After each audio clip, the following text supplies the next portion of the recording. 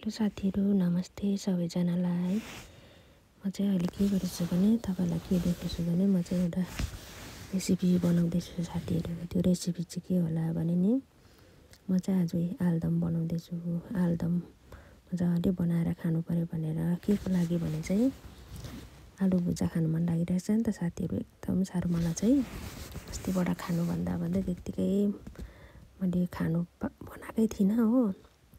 त्यो भएर आज चाहिँ मैले मजाले टमाटर प्याज खोर्सानी मर मसला सबै हालेर मैले चाहिँ कराईमा बसालेर पनि मैले पकाउँदैछु हो साथीहरू। आधी चाहिँ मेरो टमाटर प्याज खोर्सानीहरू चाहिँ पाकिसकेको छ हो। मजाले मैले चाहिँ चलाइ पारेँ होइन। त्यहाँबाट मैले चाहिँ आलु उसिनेँ होइन। मजाले आलु उसिनेर पनि मैले तास तुस मजाले गरेँ हो। यो चाहिँ मसिनो खालको घरकै यो चाहिँ लोकल आलु हो। अन्त मजाले मैले त तास तुस पारेँ हो। अन्तखेरि मेरो आलु चाहिँ मैले तासेर पनि मैले रेडी गरेर पनि मैले आलुदमको ग्रेभीमा हालिदिएँ हो। मर मसला टमाटर प्याज गरेर अन्त मैले मजाले चलाइ पारेँ होइन। अन्त मैले अदुवा र मैले यो भोटे धनियाँ पनि मैले काटकुट पारेर राखिरहेको छु नि त। टेस्ट एकदम खुसबु दामी आउँछ नि त यो भोटे धनियाँ र अदुवाको चाहिँ। अन्त मजाले बनाएँ, अलिअलि ग्रेभी बनाएँ होइन।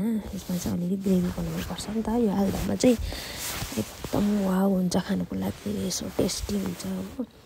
अन्तखेरि मजाले मैले चाहिँ लगाइदिएँ, माथिबाट छरिदिएँ हो आलुदममा यो अदुवा र यो भोटे धनियाँको काटेको माथिबाट लगाइदिएँ। अन्त यसलाई मजाले चलाउनुपर्छ साथीहरू हो। यसलाई मजाले एकचोक मजाले नुन सबै कुरो हालेर हो मजाले चलाइदिनुपर्छ।